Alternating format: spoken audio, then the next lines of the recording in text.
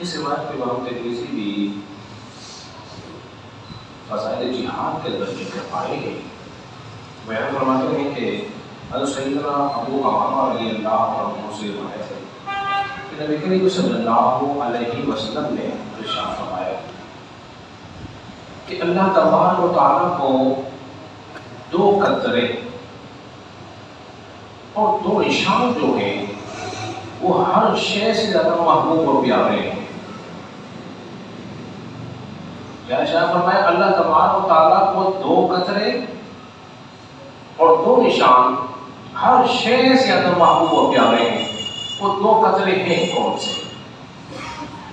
ایک تو اللہ کی خواہوں سے نکلنے والا آنسو، جو اللہ کی خواہوں سے نکل جاؤ، ایک قطرہ۔ دوسرا، اللہ کی راہ میں جہاد کرتے ہوئے جب خون نکلتا ہے تو وہ بھی اللہ کو محبوب اور پیارا ہوتا ہے۔ کوئی خوف خدا سے رو رہا ہو تو خوف خدا سے رونے والا بندہ بھی اللہ کو پسند ہے، اور جس چہرے پر وہ خوف خدا سے آنسو نکل جائے اور اسے صاف نہ کرے، پوچھے نہ، بلکہ اس کے چہرے پر آ جائے، تو اللہ تبارک و تعالیٰ اس چہرے کو بھی جہنم کی آگ سے دور رکھے گا۔ اور اللہ کی راہ پہ جان دینے والا، جہاد کرنے والا، تو وہ بھی اللہ کو ولی کیا ہے؟ پسند اور محبوب ہے۔ آگے چلے، دو نشان اللہ کو بے حد پسند ہے۔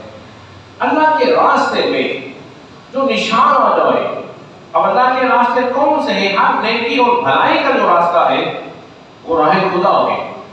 مثال کے طور پر مسجد کے اندر پوچھنے والے قدم، اور یہ نشان لگتا ہے کہ نہیں پڑتا ہے؟ جہاد کرنے کے لیے جانا، حج کے لیے جانا، ہر وہ قدم جو راہ خدا پہ اٹھتا ہے وہ نشان میں اللہ کو پیارا ہے۔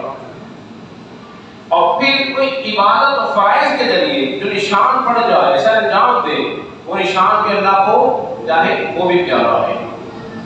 اب کوئی تکلیف بھی اٹھانی پڑتی ہے، فرائض کو سر انجام دینے کے لیے بسا اوقات کو تکلیف بھی اٹھانی پڑتی ہے۔ کہ سردی کا موسم ہے، ٹھنڈا پانی انسان کو تکلیف دیتا ہے، لیکن چونکہ وہ تکلیف اس لیے اٹھاتا ہے کہ رب راضی ہو جائے، تو پھر اس کی تکلیف میں بھی اللہ خوش ہوتا ہے۔ اور پھر سرد اور گرم ہوائیں نکلتی ہیں تو انسان کے دل میں بھی نشانات جوہر پڑ جاتے ہیں۔ تو راہ خدا میں نکلنا اور وہ نشان آ جانا، یہ اللہ کو کیا ہے؟ بولیے پسند ہے۔ تو ہمیں چاہیے کہ اللہ کے خوف سے روئیں، کسی دنیا کی غرض و غایت کے لیے نہ روئیں۔ وہاں کوئی نعمت نہیں ملتی اس کے لیے روتے ہیں، لیکن سب سے زیادہ مدد اس میں ہے کہ بندہ اللہ کے خوف سے روئے، اس لیے کہ جو اللہ کے خوف سے روئے گا وہ جنت میں داخل ہو جائے گا۔ ورنہ رب العزت کی بات میں دعا ہے اللہ ہم سب کو سمجھ دیں اور عمل پیرا ہونے کی توفیق عطا فرمائے۔